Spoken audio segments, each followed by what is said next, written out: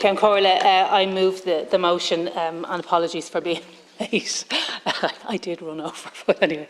And Ceann Comhairle, thank you for the opportunity to speak this evening. And this is an important PMB. It's important because people need to understand that we are bringing to the attention of the government issues that are very serious, and that the government are listening, and that the government are going to be willing to respond, because that is the genuine fear that people have, is that they are struggling and they are not being listened to and they are not being heard.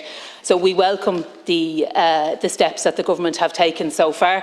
We think that there is a need to be firmer, to be stronger, to be more strident, and to do that bit more for people who are struggling.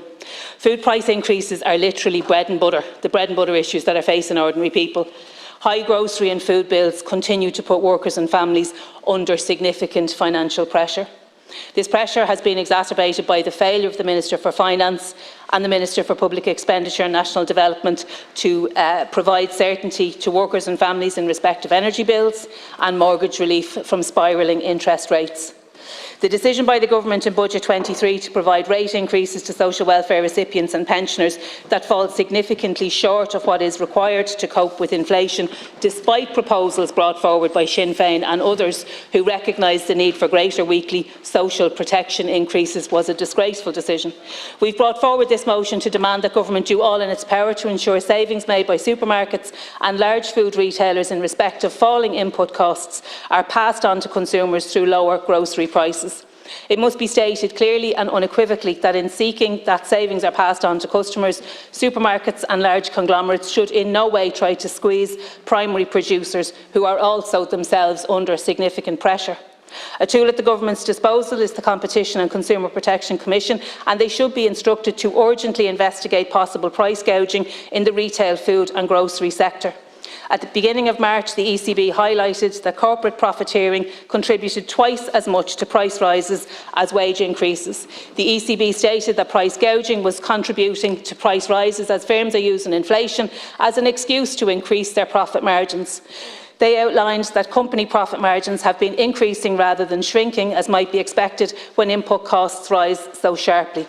The Government and policymakers have repeatedly called for wage restraint, but it is clear that the biggest driver of price rises is companies using inflation as an excuse to increase profit margins, a trend trade unions have described quite rightly as greedflation. Corporate profiteering is a real concern and a significant contributor to inflation.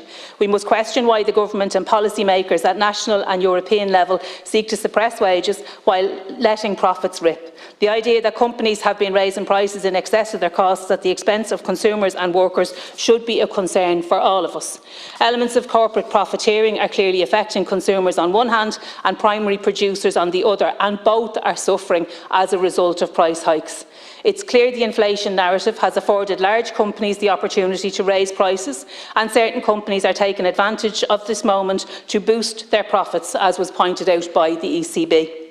Everything is going up while real wages are falling. For example, across North County Dublin recently, waste collection charges have increased. One company has a monopoly on waste collection. They've introduced a charge now for brown bin collection, while increasing the charges for green and black bins as well. When I wrote to the Minister on this, he had no answer. The response of the Government seems to be for ordinary workers and families: just lie down, accept the price hikes, there's nothing can be done.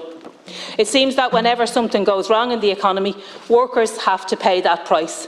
I can tell you, the people in Fine Gael and Sinn Féin are saying no. Ordinary people are shouldering a huge burden. They are not prepared to prop up the excess profits of huge companies and conglomerates.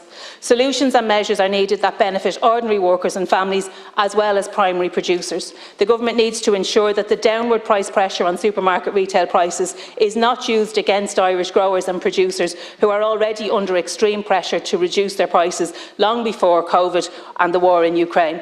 Over the past 10 years, price pressures on growers has seen many of these businesses collapse. A reduction in the rate of inflation cannot be used as further buying tactic from supermarkets to reduce prices they pay to producers. There will be no growers or producers left if this continues. And Minister, I want to draw your attention to the survey and the research that was conducted by the Unite Trade Union, in which they found that in real terms, wages in the last year have fallen by an average of 76%. euros. That is impacting on people and their ability to feed their families and pay their grocery bills. Go on, Michael.